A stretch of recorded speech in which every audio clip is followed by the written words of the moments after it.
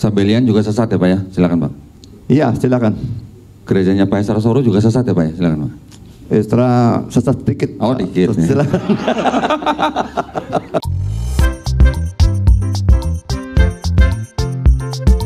Assalamualaikum warahmatullahi wabarakatuh. Kembali lagi di channel Adama Entertainment, channelnya tentang video Islam dan juga kisah mu'alaf. Sebelum mulai, jangan lupa untuk like dan juga subscribe ya. Tanpa panjang lebar, ayo kita saksikan. Bentar ya.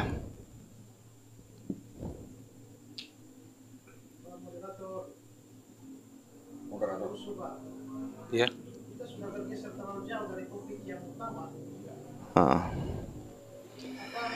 Ini ya. Ya sudahlah. Ini buku tafsiran ini memang membahas perbedaan manuskrip. Saudara lihat ini 28 ayat 15, langsung 28 ayat 20. Tidak ada ayat 19. Berarti ayat 19 itu tidak diperdebatkan keasliannya. Bapak punya Matius yang dalam bahasa Ibrani? Silakan Pak.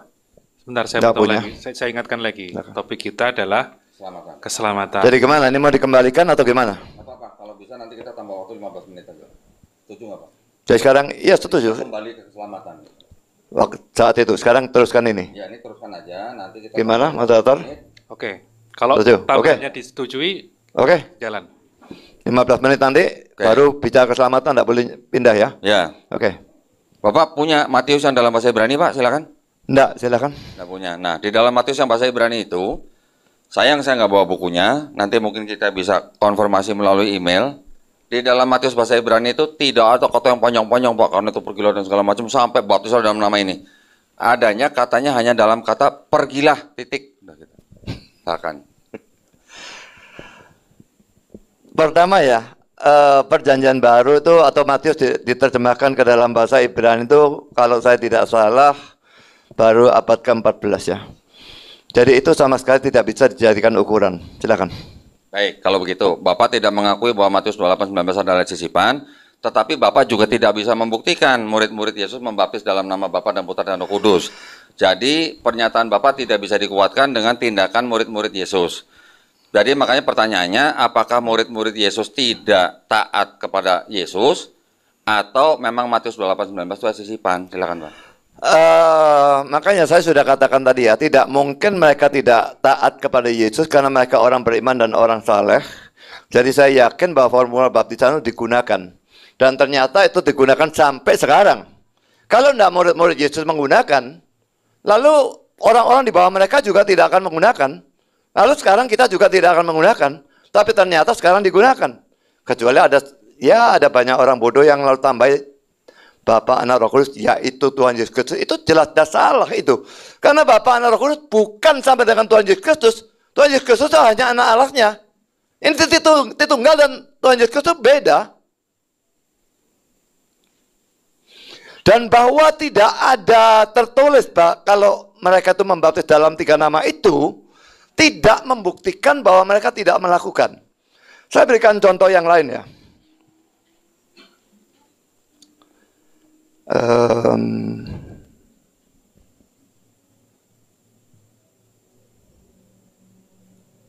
Matius pasal 10. Ini pengutusan 12 murid ya. Dan ini ada kata sembuhkanlah orang sakit, bangkitkanlah orang mati. Ya. Tapi kalau dilihat ceritanya di mana ada mereka membangkitkan orang mati? Tidak ada. Tapi diutus dengan bangkitkan orang mati. Tapi tidak ada ceritanya. Tidak ada ceritanya tidak berarti mereka tidak melakukan. Sama seperti itu tadi. Baptis dalam 3 nama itu, tidak ada ceritanya. Tidak berarti tidak terjadi. Kalau tidak terjadi, tidak ada sampai sekarang. Silakan. Nah, tetapi kan banyak ayat di mana murid-murid Yesus membaptis hanya dalam nama Yesus. Gitu ya? Itu. Belum. Oke. Artinya, banyak tercatat murid-murid membaptis manusia dalam nama Yesus saja. Tidak ada yang mereka melakukan membaptis dalam nama Bapa dan Putra dan Roh Kudus. Kalau Bapak tadi menggunakan perbandingan itu ada tertulis tapi tidak dilakukan. Yang ini tertulis Pak, murid-murid melakukan tapi hanya dalam nama Yesus. Tidak ada yang membaptis tidak ada yang membaptis dalam nama Bapa dan Anak dan Roh Kudus. Jadi pertanyaan saya mudah-mudahan logis. Apakah murid-murid yang tidak taat kepada Yesus dengan perintahnya, ataukah memang benar ayat itu ayat sisipan? Silakan Pak. Ini salah satunya ayat ya, Kisah 2:38 ya. Bertobat, ini Petrus yang ngomong, bertobatlah, hendaklah kamu masing-masing memberi diri dibaptis dalam nama Yesus Kristus untuk pengampunan dosamu. Jadi dia tidak mengatakan ini bahwa ini adalah formula baptisan. Dibaptis, kenapa kok masih dibaptis? Dalam nama Yesus itu dengan otoritas Yesus, seperti itulah. Tapi tentu saja baptisannya nanti dalam nama 3 nama itu. Silakan. Memberi dirimu dibaptis dalam nama Yesus, Pak. Nggak ada dalam nama Bapa dan Putra dan Roh Kudus, Pak. Saya sudah artikan. Semua ayat membutuhkan penafsiran ya. Kalau ini diartikan seperti itu, tabrakan dengan Matius 28 ayat 19. Apakah kalau saudara menafsirkan kitab saudara juga tabrakan ayat? Tidak. Tentu tidak. Nah ya sudah. Saya juga harus mengharmoniskan dan bukan menabrakkan ayat. Silakan. Justru itu, Pak. Penafsiran Bapak di sini tidak masuk. Karena kalau Bapak bilang tadi yang kata single itu ya, dalam nama single, itu ya boleh dikatakan mengarah kepada konsep Trinitas, gitu Pak ya. Ya. Tetapi konsep Trinitas itu sendiri adanya kapan, gitu loh. Sedangkan kejadian ini kapan? Ditulis kapan? Ditulis aja belum ada konsep Trinitas dari Tertullianus. Bagaimana bisa dikatakan bahwa itu maksudnya single atau tunggal, gitu. Itu juga indikasi, Pak. Oke, tetapi gini, Bapak mau tidak mengakui itu sebagai ayat sisipan, yang penting saya sudah menunjukkan banyak sekali komentar dari Bible loh ya Pak, juga dari ensiklopedia, itu bahwa itu adalah ayat sisipan. Bapak tidak mengakui tidak apa-apa. Saya sekarang ingin teringat Bapak tadi mengatakan bahwa Ibrani yang nulis tidak tahu siapa gitu Ya. Pak. Saya pengen nanya lagi nih Pak, kalau Rut, Hakim-Hakim, Esther, 1 dan 2 Raja-Raja, 1 dan 2 Samuel, Ayub, itu siapa yang nulis Pak? Saya tidak tahu. Ternyata Saya tidak tahu itu. Nanti dulu ini sudah silakan apa belum sorry Pak. belum oke. Semangat semua nih Pak. Silakan. Iya, silakan dulu. Mau silakan? Silakan Pak, silakan. Bapak yang silakan. Masih di tempat. Oh sudah. Tidak ada masalah kita tidak tahu siapa yang menulis. Di mana ada rumus dalam Alkitab. Kalau suatu buku itu tidak tahu penulisnya, lalu itu tidak boleh masuk dalam Alkitab. Silakan. Nah, jadi bagaimana kita bisa mendasarkan atau berdasarkan keselamatan kita kepada sebuah kitab yang tidak tahu siapa yang menulis gitu Pak. Silakan. Memang itu subjektif ya. Jadi waktu pertama menyusun kanon perjanjian baru itu dikhotbahkan dan sebagainya. Dan kalau orang merasakan berkat dari kitab-kitab itu, berkat rohani, maka itu dimasukkan kanon. Tapi kalau tidak, maka tidak dimasukkan ke dalam kanon Alkitab ya. Kelihatannya subjektif, tapi saya yakin bahwa Tuhan itu ikut bekerja dalam hal itu. Sehingga yang dimasukkan di kanon itu betul-betul adalah kitab yang Tuhan kehendaki itu masuk ke kanon. Dan surat Ibrani termasuk di sana. Silakan. Baik, saya tadi juga sangat tertarik dengan pernyataan Bapak bahwa apapun yang masuk ke dalam Bible itu adalah firman Allah atau diilhami oleh Allah. Ya. Tetapi Bapak di lain sisi juga sudah mengakui dan saya menghargai bahwa memang ada kitab-kitab yang satu tidak diketahui siapa yang menulis, juga ada ayat-ayat yang tidak asli atau tidak otentik, ya Pak ya. Sekarang saya pengen nanya nih Pak, Lukas 4 ayat 44. Yesus itu sebenarnya Tolong dibacakan Pak. ya, Lukas 4:44 saya bacakan Pak ya.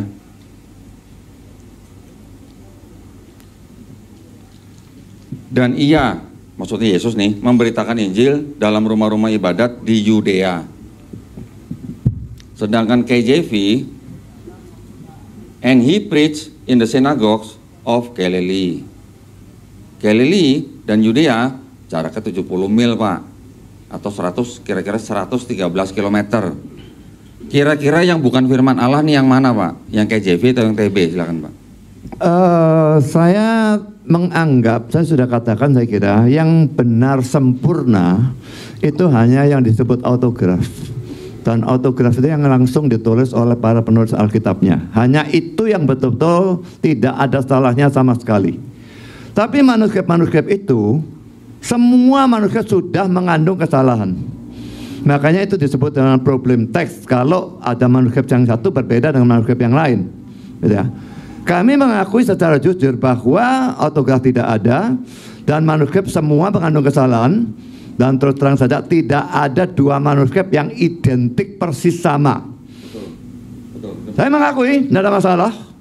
Tapi kesalahan-kesalahan itu tidak akan mengubah doktrin. Kesalahan bilangan misalnya itu luar biasa banyaknya. Luar biasa banyaknya. Tapi tidak akan mengubah doktrin. Misalnya bahwa Yesus itu juru selamat, Yesus itu Allah menjadi manusia, mati secara penebus dosa, dia satu-satunya jalan ke surga, dan sebagainya. Itu tidak akan berubah apapun. Demikian juga dengan doktrin Tritunggal, tidak akan berubah. Jadi tidak masalah dengan kesalahan-kesalahan itu, karena itu hanya kesalahan yang remeh, yang tidak akan mengubah doktrin kita. Kita percaya tahu-tahu, masuk neraka. Tidak mungkin.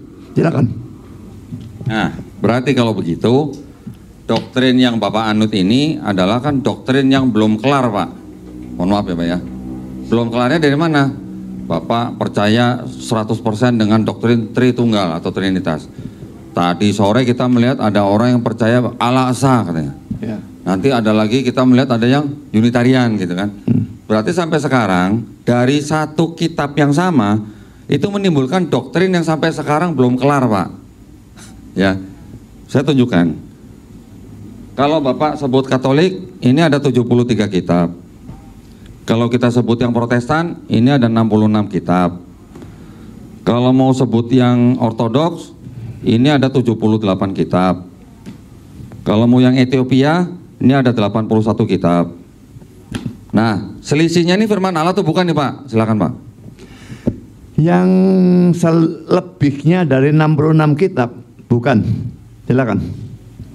Jadi yang sisanya dari 66 kitab itu bukan firman Allah. Bukan. Jadi ini bukan kitab suci ya, Pak ya? Silakan, Pak. Bukan. Yang Bapak pegang yang memang bukan. Ini kan ini Alkitab Katolik. Tidak ada yang silakan. Jadi yang Bapak pegang sekarang itu juga bukan kitab suci, Pak. Silakan, Pak. Kalau mau dikatakan karena ini mengandung data kanonika dan itu bukan firman, ya bisa dikatakan demikian. Oke. Bapak sudah mengetahui yang dipegang bukan kitab suci ya. Oke, saya rasa kita sudah sudah keluar jalur sudah terlalu banyak, Pak. Sebenarnya Bapak sama saya ini harusnya bicara mengenai kritik teks, Pak, harusnya. Tapi karena kita sudah kadung bicara mengenai keselamatan, kita harus kembali ke keselamatan, Pak. Ya, setuju, Pak ya? Buat para pemirsa juga yang hadirin di sini. Mohon saya serahkan ke moderator. Selanjutnya bagaimana? Silakan. Karena tadi disepakati ditambah 15 menit, tolong tambahkan ke kedua belah pihak 15 menit untuk kita lanjutkan kepada pembahasan mengenai keselamatan.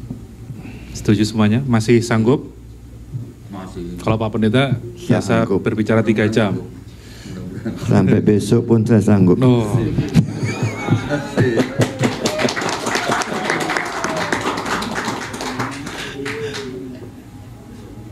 Bagaimana, sudah ditambahkan? Baik. Di layar saya belum berubah soalnya.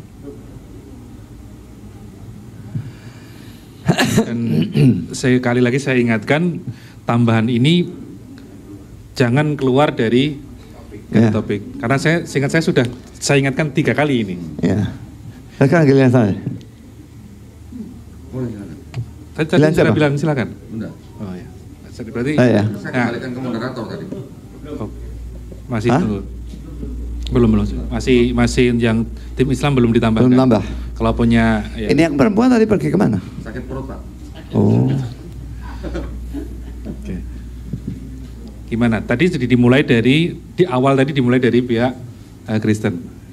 Islam mau memulai duluan atau? Tadi kan saya kembalikan ke Bapak. Iya. Makanya saya tawarkan lagi. Silakan. Siapa silakan. Ya, boleh. Mau mulai? Silakan. Ya. Jadi saya tadi sudah mengatakan khotbah itu baru saya berikan sebagian, makanya ngomong Yesus Allah dan sebagainya, atau nabi palsu atau Allah, itu rasanya tidak pernah ada jawaban itu ya. Sekarang saudara, saya lanjutkan dari ayat yang sama ya, ingat ya, Matius 20 28 ya. Ayat ini menunjukkan penebusan yang Yesus lakukan ya. Saya baca sekali lagi, sama seperti anak manusia datang bukan untuk dilayani, melainkan untuk melayani dan untuk memberikan nyawanya menjadi tebusan bagi banyak orang. Ini jelas-jelas bicara penebusan. Ayat-ayat lain yang menunjukkan hal itu, Galatia 3:13, Kristus telah menebus kita dari kutuk hukum Taurat dengan jalan menjadi kutuk karena kita. Sebab ada tertulis, terkutuklah orang yang digantung pada kayu salib. Orang berdosa semua terkutuk. Kalau Kristus mau mati menebus dosa, dia harus mati melalui kematian terkutuk. Dan kematian terkutuk itu hanya ada dua, digantung atau disalib ya. Kalau digantung, tidak ada darah yang keluar. Padahal simbol-simbol tipe-tipe dalam PL itu berdarah. Jadi tidak memenuhi syarat berdarah. Tapi tersalib, itu terkutuk dan berdarah. Yesus harus mati melalui cara itu, tidak boleh dengan cara lain. Saya pikir yang ini tidak usah ya. Lah, karena Yesus sudah menebus, maka itu menyebabkan keselamatan kita sekarang menjadi mudah. Bukan dengan berserih baik, berbuat baik, yang bukan hanya sukar tapi mustahil untuk dilakukan, tapi hanya dengan beriman. Saya kira di sini Kristen beda dengan semua agama lain. Karena semua agama lain, perbuatan itu punya andil untuk keselamatan. Dalam Kristen, perbuatan baik tidak punya andil untuk keselamatan. Kita diselamatkan hanya dengan beriman kepada Kristus sebagai Tuhan dan Juru Selamat, penebus, pengganti kita, memikul hukuman dosa kita. Saya katakan mustahil manusia bisa diselamatkan dengan berbuat baik. Mengapa? Pertama saudara, mungkin ini aneh ya, karena manusia tidak bisa berbuat baik sama sekali. Saya maksudkan manusia di luar Kristus. Manusia yang tidak percaya Kristus tidak bisa berbuat baik sama sekali. No. Saya berikan ayatnya, Roma 3 ayat 12b. Semua orang telah menyeleweng, mereka semua tidak berguna, tidak ada yang berbuat baik, seorang pun tidak. Karena Kejadian 6 ayat 5, ketika dilihat Tuhan bahwa kejahatan manusia besar di bumi, dan bahwa segala kecenderungan hatinya selalu membuahkan kejahatan semata-mata. Perhatikan tiga kata yang saya garis bawahi dan warna merah ya. Segala kecenderungan hatinya, bukan sebagian, tapi segala. Selalu membuahkan kejahatan, bukan kadang-kadang, bukan sering, selalu membuahkan kejahatan. Itu sebetulnya sudah cukup. Tapi seakan-akan kurang, ditambah lagi semata-mata. Jadi ini menunjukkan manusia cuma bisa berbuat dosa, dan dosa. Tidak bisa berbuat baik sama sekali. Ini manusia di luar Kristus. Jadi bagaimana mau selamat karena perbuatan baik? Berbuat baiknya tidak bisa. Poin B, seandainya manusia bisa berbuat baik, maka perbuatan baiknya tidak bisa menghapuskan dosa-dosa yang telah dia lakukan dan akan dia lakukan. Semua kita orang berdosa ya. Berbuat baik, lalu dosanya dihapus karena perbuatan baik. Kita Kristen tidak pernah dalam Alkitab ada hal yang seperti itu. Perbuatan baik menutup dosa. Saya pernah mendengar, tidak tahu benar atau tidak, nanti tolong dikoreksi. Islam pakai timbangan amal dan dosa. Kalau amalnya lebih banyak masuk surga dan sebagainya. Kami tidak pernah ada semacam itu. Satu dosa, Allah itu adil, harus hukum, dan dia masuk neraka selama-lamanya untuk satu dosa itu, kecuali dia punya penebus dosa. Kalau dia punya penebus dosa, jangankan satu dosa, 1 miliar dosa, dia masuk surga. Karena dosanya dipikul hukumannya oleh penebus itu. Kristen Alkitab tidak mempercayai bahwa perbuatan baik bisa menghapuskan dosa. Ini ayatnya. Kamu tahu bahwa tidak seorang pun yang dibenarkan oleh karena melakukan hukum Taurat. Melakukan hukum Taurat itu kan berbuat baik. Tidak bisa dibenarkan. Tapi hanya oleh karena iman dalam Kristus Yesus. Kedua, manusia hanya bisa diselamatkan dengan mudah sekali, yaitu hanya dengan percaya atau beriman kepada Yesus sebagai Tuhan, Allah, Juru Selamat, Penebus dalam arti menggantikan kita, memikul hukuman dosa kita. Roma 3, 23, 25. Karena semua orang telah berbuat dosa dan telah kehilangan kemuliaan Allah. Dan oleh kasih karunia telah dibenarkan dengan cuma-cuma. Kalau perbuatan baik kok campur, tidak cuma-cuma bayar itu. Karena penebusan dalam Kristus Yesus. Kristus Yesus telah ditentukan Allah menjadi jalan pendamaian karena iman. Dalam darahnya itu bisa diartikan kepada darahnya. Jadi beriman kepada Kristus harus beriman kepada darahnya dalam arti tidak bisa cuma beriman Kristus itu ada, Kristus itu apa. Harus beriman pada kematian Kristus di atas kayu salib menebus dosa kita. Darahnya dicurahkan untuk menghapus dosa kita. Hal ini dibuatnya untuk menunjukkan keadilannya karena ia telah membiarkan dosa-dosa yang telah terjadi dahulu pada masa kesabarannya. Lalu Efesus 2 ayat 8-9, sebab karena kasih karunia kamu diselamatkan oleh iman. Itu bukan hasil usahamu, tapi pemberian Allah. Itu bukan hasil pekerjaanmu, jangan ada orang yang menggagahkan diri. Iman dan kasih karunia di satu pihak, hasil usaha, hasil pekerjaan di lain pihak. Dan ini dikontraskan. Selamatnya karena iman, bukan karena perbuatan baik kita. Ya 3:16, karena begitu besar kasih Allah akan dunia ini, sehingga ia telah mengaruniakan anak yang tunggal, bagi setiap orang yang percaya kepadanya tidak binasa, melainkan beroleh hidup yang kekal. Implisit yang tidak percaya kepadanya binasa dan mendapat hukuman yang kekal. Sebagai kesimpulan atau penutup dari khotbah singkat ini, orang yang percaya pada Yesus sebagai Allah atau Tuhan dan Juru Selamat akan diampuni dan diselamatkan. Sebaliknya, orang yang tidak percaya pada Yesus sebagai Tuhan atau Allah dan Juru Selamat, apapun agamanya, bagaimanapun orang anggap dia baik, dia tidak akan diselamatkan karena dia punya dosa dan dia tidak punya penebus dosa. Dia harus pikul hukumannya sendiri dan dia akan masuk neraka selama-lamanya. Bertobatlah dalam arti percayalah pada Yesus sebelum terlambat. Kalau saudara mati, masuk dalam kekalahan tanpa juru selamat, sudah masuk neraka selama-lamanya. Pada saat saudara menyesal, tapi tidak ada gunanya. Sekian. Silakan. Pak mau nanya Pak, ini untuk penegasan aja Pak ya. Jadi kalau tidak ada tertumpahnya darah Yesus di atas kayu salib, apakah Pak Budia Salib bisa selamat? Silakan Pak. Tidak bisa. Silakan. Baik, kalau begitu apa bedanya Pak itu konsep sama konsep keselamatan dalam paganisme Pak? Silakan Pak. Konsep dalam paganisme itu bagaimana? Silakan. Ya konsep paganisme juga mirip sekali dengan konsep Kristen, yang mana di satu sisi mereka banyak yang menyembah dewa-dewa yang triad. Triad artinya 3 kesatuan. Sumeria, Babilonia, Persia, India, Mesir, Eropa Utara, semuanya 3 Tuhan, 3 pribadi, 3 dewa gitu. Kok di Kristen juga 3 gitu Pak? Apakah, maksud saya gini, kenapa cuma 3 gitu Pak?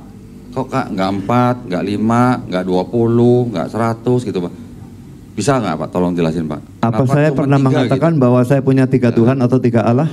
Silakan. 3 pribadi, kan tadi sih gua bilang 3 pribadi. 3 pribadi beda dengan 3 Tuhan atau 3 Allah. Ya, kalau 3 pribadi kenapa semuanya 3 pribadi gitu Pak? Silakan Pak. Kenapa nggak 20 pribadi? Karena memang itulah keberadaan dia. Bapa, Anak, Roh Kudus, jadi 3 pribadi tapi 1 hakikat. Tidak ada konsep pagan manapun yang 3 pribadi dan 1 hakikat. Mereka semuanya 3 Allah, politeisme memang. Itu beda dengan kami. Kami tidak pernah percaya 3 Allah.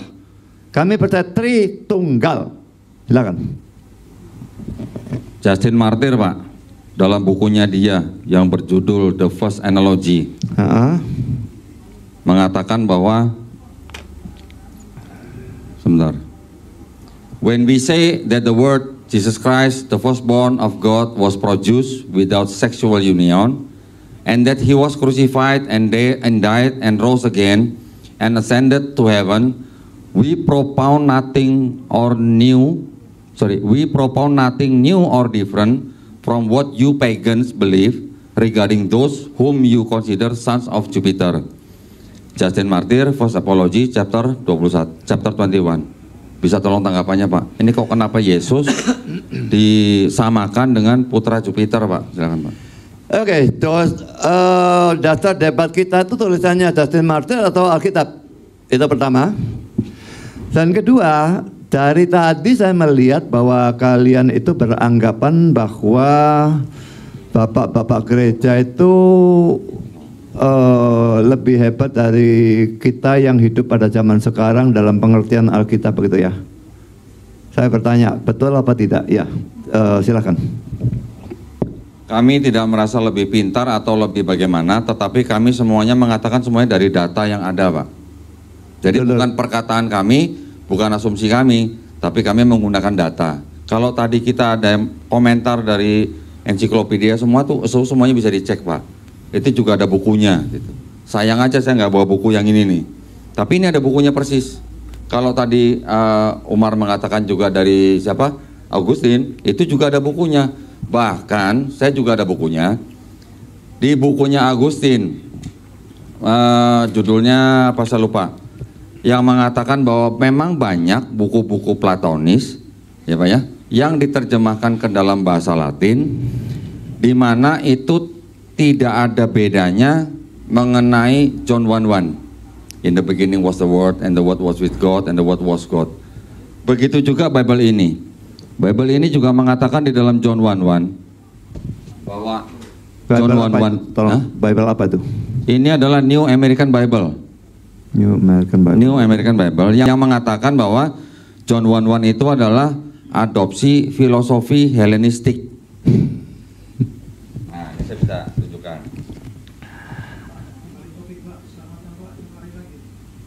Tenang Pak, tenang Pak. Nanti kita atur sendiri Pak. Ya kan tadi kan saya juga udah mulai kan Pak ya. Dengan bisa nggak Bapak selamat dengan tumpahnya dari Yesus atau tanpa tumpahnya dari Yesus di atas kayu salib, kan saya tanya begitu kan? Iya. Berarti kan itu artinya kan keselamatan Pak. Nah, jadi kita juga mengkritisi konsep keselamatan yang Bapak anut berdasarkan juga teks dan catatan-catatan di dalam dokumen kekristenan sendiri gitu. Nah, makanya saya mempertanyakan, kalau Bapak bilang tidak bisa selamat dengan tidak tumpahnya darah Yesus di atas kayu salib, saya mengatakan itu konsep sama dengan pagan. Pagan itu dengan Helenisme juga sama. Nah, makanya saya membuktikan di sini juga ada catatan bahwa di John 1:1 itu mengadopsi filosofi Helenistik gitu. Itu tujuan saya, itu poin saya Pak sebenarnya Pak. Ya. Silakan tanggapin Pak. Itu tafsiran, lalu Justin Martin dan sebagainya itu juga orang. Saya menggunakan ayat. Kuat mana ayat Alkitab sama tafsiran dan orang dan sebagainya. Silakan. Apakah Bapak pernah menulis buku tafsir? Silakan Pak. Boleh dikatakan buku-buku saya itu buku tafsir. Silakan. Apakah diakui oleh gereja lain Pak? Silakan. Ya. Apakah diakui oleh gereja lain? Silakan. Banyak yang mengakui kecuali yang sesat. Silakan. Gereja apa tuh Pak yang sesat Pak? Silakan Pak. Misalnya gerejanya Pak Isra. Silakan. Pak, mohon maaf Pak. Pak boleh diulang Pak, boleh diulang Pak, silakan Pak.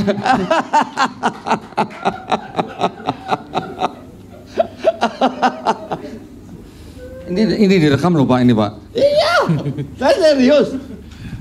Baik. Memang saya guyonan. Nah gini, maksud saya gini Pak. Kalau Bapak menulis buku, itu tandanya Bapak adalah orang yang akademisi. Ya. Ya. Bapak menganggap tulisan Bapak itu sebagai tafsiran, monggo, itu adalah hak Bapak. Tetapi yang saya bacakan di sini, ini adanya di dalam Bible Pak.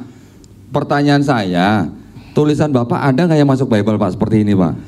Silakan Pak. Itu Bible, ayatnya di atas, bawahnya Footnote. tafsiran. Ya, ya. Lah itu namanya study Bible, itu bukan Bible. Yang ayatnya atas saja yang Bible, yang bawah tidak. Silakan. Iya ini kan Bible Pak, New American Bible, cuman ada footnote-nya. Lah iya, Yang menulis footnote ini adalah yang menyusun Bible ini dan yang menerbitkan Bible ini. Pertanyaan saya, apakah Bapak pernah menulis tafsir yang masuk sebagai footnote dalam Bible gitu, pertanyaan saya Pak, silakan Pak.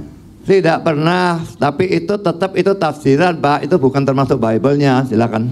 Nah iya, berarti kan sama, yang Bapak katakan dengan yang ini kan sama posisinya. Cuman bedanya tulisan Bapak belum menjadi footnote dalam Bible kan gitu Pak, silakan Pak. Apa memang kalau jadi footnote dalam Bible itu lalu lebih hebat begitu? Silakan. Saya tidak tahu lebih hebat atau tidak. Yang penting tulisan Bapak saya tidak pernah lihat di Bible gitu Pak. Silakan Pak. Lah, enggak perlu masuk ke dalam Bible kalau. Baik. Silakan. Baik. Nah kalau begitu maksud saya yang tulisan Bapak belum pernah masuk sebagai footnote di dalam Bible, ya saya pakai yang di sini Pak. Ini tentunya mereka juga menulis ini juga tidak dengan sembarangan. Pasti mereka juga melalui penelitian Pak. Saya yakin itu. Seperti juga yang ini, yang kitab Katolik yang tebel ini. Di sini juga ada footnote-nya Pak. Ini footnote-footnote juga ternyata juga tidak sembarangan ditulis. Pasti ada yang bertanggung jawab. Tetapi ternyata ini juga terjemahan. Yang ini diterjemahkan dari ini oleh tahun yang lebih tua dalam bahasa Inggris. Nah, apakah footnote-footnote itu bohong gitu Pak? Maksud saya, silakan Pak. Bukan bohong, tapi secara tafsir. Ingat ya, tidak ada kecap nomor 2 Pak ya. Nah, semua orang menganggap dirinya paling benar gitu ya. Tapi yang menentukan paling benar yang mana itu Tuhan dan bukan orang itu. Silakan. Baik, kalau begitu ini kan kembali ke keyakinan pribadi ya Pak ya. Kalau begitu ya, yang benar hanya Tuhan Bukan menurut hanya Bapak. keyakinan Silakan. pribadi ya. Ayat-ayat itu bisa diperdebatkan. Jadi kalau saya menyusun khotbah, saya menggunakan banyak buku tafsiran dan ini kadang-kadang bertentangan, bukan kadang-kadang, sering. Dan saya melihat yang mana yang argumentasinya yang lebih bagus. Silakan. Nah, saya kembali lagi kepada tulisan Bapak di tadi yang di proyektor, di mana Bapak menggunakan Matius 10 ayat 28, gitu ya Pak ya. Mungkin para pemirsa juga sudah pernah melihat buku The Five Gospel. The Five Gospel ini ada sini. Buku The Five Gospel ini disusun oleh kira-kira hampir 80 ahli-ahli teologi. Gelarnya nggak ada selain yang Divinity. Ternyata Matius 20 ayat 28 menurut pengarang dan ahli-ahli Perjanjian Baru itu ternyata adalah kutipan atau adopsi atau kalau boleh dikatakan contekan dari Markus. Saya yakin Pak Budi Asali juga pasti tahu lah. Yang ditulis pertama adalah Markus, kemudian kira-kira 10 tahun kemudian Matius dan Lukas mengadopsi Markus, ditambah lagi nanti dengan Quail, ditambah lagi nanti Markus juga punya Quail sendiri, Matius punya Quail sendiri, Lukas punya Quail sendiri. Ternyata Matius 20-28 itu mengambil dari Markus 10 ayat 45 Pak. Di sini juga dikatakan ucapan yang dicatat dalam ayat 28 merupakan sebuah penegasan teologi yang diciptakan oleh Markus. Mohon maaf nih Pak. Yang menghubungkan isi ucapan sebelumnya dengan peran Mesias Yesus, Markus dan Matius, keduanya memahami frase anak manusia dalam pengertian Mesiasnya. Anak manusia adalah sosok wahyu berdasarkan Daniel 7:14. Sejarah konsep ini diuraikan dalam esai batu tulis anak manusia. Nah, kalau kita melihat di Markus 10 ayat 45, menurut ahli-ahli Perjanjian Baru ini dikatakan bahwa itu adalah ciptaan Markus. Jadi itu bukan perkataan Yesus, Pak. Gitu. Bisa ditanggapin, Pak? Silakan. Saya kira Bapak ini banyak buku, tapi buku-buku itu buku-buku liberal atau buku-bukunya orang sesat. Dan saya tidak percaya mereka. Saya serius, saya tidak guyonan. Jadi yang dalam debat tahun lalu itu saya juga lihat Bapak menunjukkan satu buku yang Bapak sebut ditulis oleh orang Kristen, percaya JEDP dan sebagainya itu ajaran liberal Pak, dan itu sesat dan bukan Kristen. Silakan. Sabelian juga sesat ya Pak ya? Silakan Pak. Iya silakan. Gerejanya Pak Esra Soro juga sesat ya Pak ya? Silakan Pak. Esra sesat dikit. Oh dikit. Silakan. Nah, sepertilah kisahnya, bagaimana kan kisahnya ini sangat menginspirasi kita bahwa kita itu sebagai umat muslim, dengan adanya video ini kita itu menjadi terinspirasi bahwa kita itu bisa lebih baik lagi. Dan dengan video ini juga mungkin kalian juga yang mungkin non muslim ya, yang menyaksikan ini, kalian juga mungkin ada gambaran seperti apa bahwa agama Kristen itu tidak selalu misalnya benar ya, karena banyak juga kontradiksi di sini, bahwa agama Kristen, agama non Islam misalnya gitu ya, jika orang-orang mereka itu mualaf itu karena apa, kebanyakan itu mereka itu tahu bahwa Islam itu adalah agama yang benar, agama yang lebih masuk akal daripada agama-agama lainnya. Dari mana kita itu bisa tahu hal itu ya karena kita mempelajari Al-Quran dan pelajari agama Islam gitu. Kita itu harus terpikir terbuka. Indonesia itu emang toleransi ya, tapi ketika kita dihadapkan dengan sesuatu agama gitu ya, kita harus mengkaji misalnya agama Kristen seperti ini, agama Hindu seperti ini, agama Islam juga seperti ini dan berbeda-beda ya karena di Indonesia itu banyak banyak sekali agama ya, tapi kebanyakan di channel ini adalah tentang agama dari non-muslim ke muslim dikarenakan agama Islam adalah agama yang paling sempurna di dunia ini sampai akhir zaman pun Al-Quran itu berkata bahwa Allah itu akan menjaga Al-Quran sampai hari akhir. Nah, seperti itulah bagaimana kisahnya ya. Dan jika kalian suka jangan lupa untuk like, comment, dan subscribe ya. Dan nantikan video saya selanjutnya. Wassalamualaikum warahmatullahi wabarakatuh.